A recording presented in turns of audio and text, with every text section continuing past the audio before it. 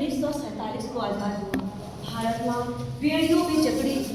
जो भी हमारे देश के महापुरुष क्रांतिकारी भारत माता को आज़ाद कराने की लड़ाई लड़ते, उन्हें घोड़ों से मारा जाता, पीटा जाता था और वो सारी मार को सहते, लेकिन भारत माता को आज़ाद कराने के लिए अपने प्राणों की बलिदान देते रहे। और इसके साथ हमारे देश को आज़ाद कराने के लिए हमारे देश के कई महान पुरुषों ने, क्रांतिकारियों ने अपने प्राणों की बलि दे दी। उन्हीं में एक हैं जिनके बारे में आज मैं आप सबको बताऊंगी। नेताजी सुभाष चंद्र बोस किसी परिचय के मोहताज नहीं है। उनका एक के सिपाहियों हमें कोई भी चीज यूं ही नहीं मिलती है। किसी भी चीज को पाने के लिए उसकी कीमत चुकानी पड़ती है और भारतीय स्वतंत्रता की आजादी की कीमत है शहादत। क्या तुम सभी तैयार हो? तैयार हो? तो तुम मुझे खून दो, मैं तुम्हें आजादी दूंगा। तुम मुझे खून दो, मैं तुम्हें आजादी दूंगा। जय हिंद, जय भारत। 23 जनवरी 1897 को उड़ीसा के कटक जिले में हुआ था। वो बचपन से ही देश प्रेम की भावना से ओतप्रोत थे।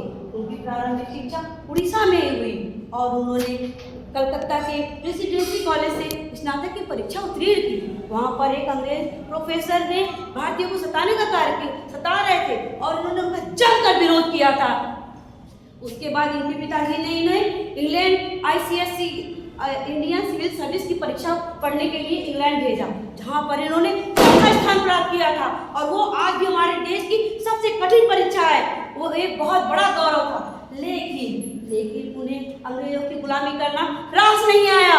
उन्होंने 1921 में इस नौकरी को ठुकरा दिया और वो कूद पड़े, अपने आप को लेकर के भारत को आज़ाद कराने की आज़ादी में कूद पड़े और उन्होंने भारतीय राष्ट्रीय कांग्रेस में कुछ ज्वाइन किया, उसमें आकर के जुड़ गए। और उसके बाद उन्होंने 1921 से 1939 तक उसकी सेवा की। 1938 और 1939 में वो भारतीय राष्ट्रीय कांग्रेस के अध्यक्ष रहे। लेकिन महात्मा गांधी और कुछ अन्य लोगों के मतभेद होने की वजह से उन्होंने कांग्रेस को छोड़ दिया, त्याग पत्र दे दिया। 1939 में उन्होंने सुभाष चंद्र बोस जी और उनके सारे जीवन से हमें ये प्रेरणा मिलती है कि हमें कभी भी कठिनाइयों से डरना नहीं चाहिए और कभी भी परेशानी आए तो हमें हिम्मत से मुकाबला करना चाहिए। उनका